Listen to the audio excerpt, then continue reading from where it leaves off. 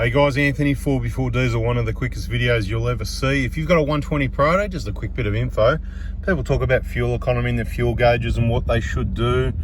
You can see on this one, if you've got a healthy engine and a healthy vehicle, even with KO2s and bull bars and stuff like that, you can see we reset that trip A, see 812 point whatever, 9Ks, whatever it is. That was reset at the fill up. So you can see the fuel gauge now. The fuel gauge is a guide. It's taking a reading from the two tanks, so it can vary a little bit. Some people are going to say, I only get 500, I only get 600. Well, they're the V6 drivers anyway. I only get 700, I only get 750. They're the 1KZs. But generally, in a 1KD, you can expect to see a bad tank would be 700 before it gets to half and that 90 litre light comes on and the gauge goes back up. Okay, so about 800 is the number. It's going to go 100 Ks either way. Some people are going to get 900 if you're really economical and you haven't done any mods. You might get, 1,000 Ks before that light comes on. But it's not just about when the light comes on, because it does vary a little bit. Once it activates, that's that. Now, another quick thing, we're just obviously holding the camera at the moment, but I just want to show you what we've been using and going to be using. You can see these, we've got the quad lock brackets and the quad lock cases there, okay?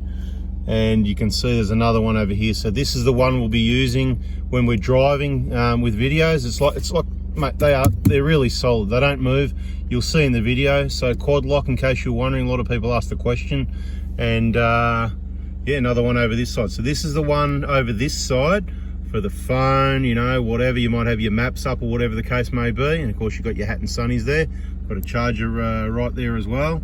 And then this one over here is the, we're driving one, if you know what I mean. And when you're sitting at normal view, it's important that you don't want to be, see, you got your driver's view nice and clear, right? See that?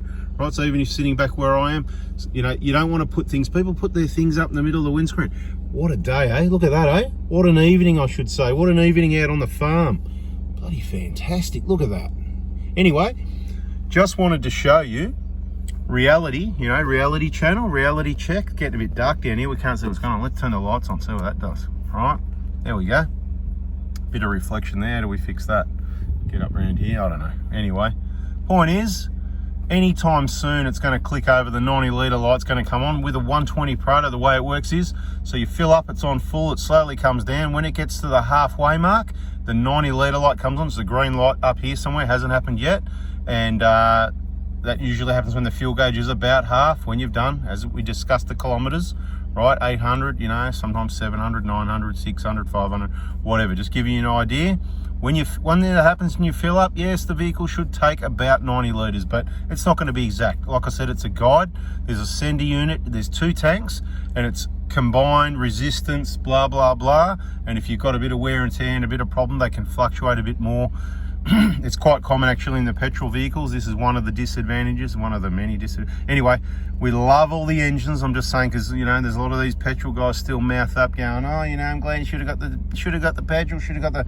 Anyway, what happens in the tanks, the petrol and whatever, they gum up, they wear those, where the diesel is more of a lubricant, you know what I mean? So we don't see any issues with the diesel ones. It's more the petrol ones. Both tanks have got to come out and you've got to replace those sender units.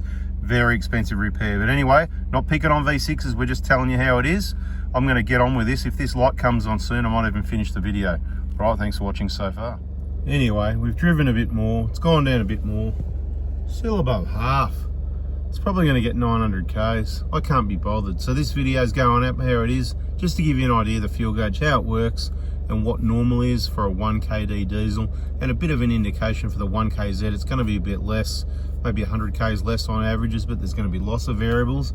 In the V6, well, you can take off 100 or 200 or 300 Ks. There's people that come on trips with us in the Victorian High Country, and at 300 Ks that 90 litre light comes on. So it all depends how you use it. Of course, they're a lot more economical on the highway than they are with a stop start up and down the hills. That's where they really chew the juice, and I suppose that's one of the main advantages of a diesel. So it depends how you're using the vehicle, what works best for you.